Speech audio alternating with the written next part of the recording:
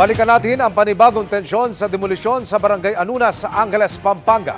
Ilang residente ang sugatan, nakatutok doon live si Mark Salazar. Mark.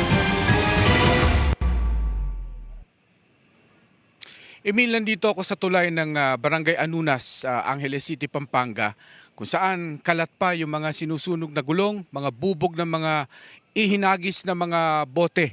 Mga bakas ito ng marahas na demolition kanina.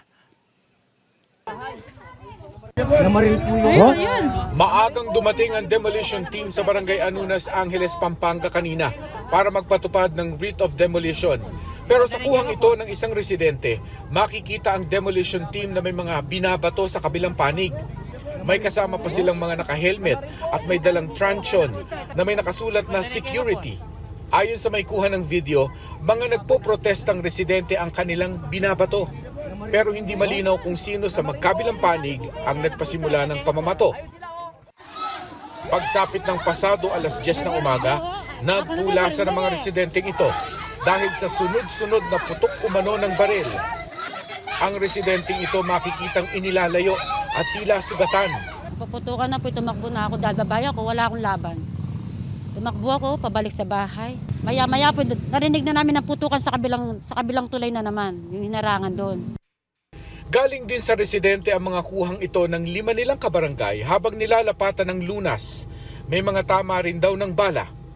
Hindi na raw nila alam kung saan at kanino nanggaling ang bala o kung sino ang mga armadong pumapasok sa kanilang mga bahay para puwersahan silang itaboy. Nagkumukuha po ako ng gamit namin. Nakasunod po yung asawa ko. Kaso biglang pumasok po yung mga nagtitimolis.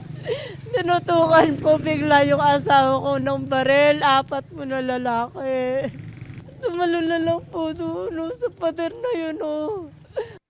Binuksan ko ang gate. Sabi, sino yan? Baka yung kukuha ng video. Buksan yung pinto nyo. Buksan nyo. Inahano kami ng barel.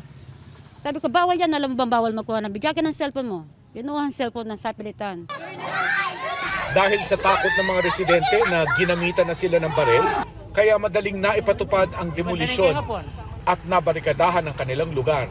Pinapayagan na lamang silang pumasok para maghakot ng natitirang gamit. Bakit hindi niya pa kami tulungan dito? Mama po kayo sa amin. Wala na po kami mapupuntahan.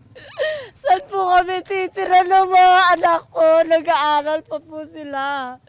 Mga apo ko, bagong silang pa lang po sila dito sa mundo.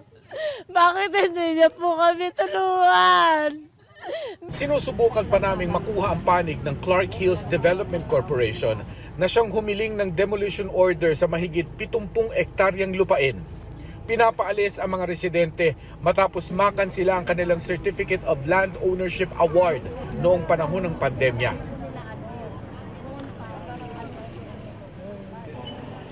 Hanggang sa puntong ito ay Emil, hinihintay pa rin natin ang tugon sa text at tawag ng kinatawan ng Clark Hills Development pero hanggang ngayon ay wala pa. Mula rito sa Angeles City, Pampanga, para sa GMA Integrated News, Mark Salazar, nakatutok 24 oras. Maraming salamat, Mark Salazar.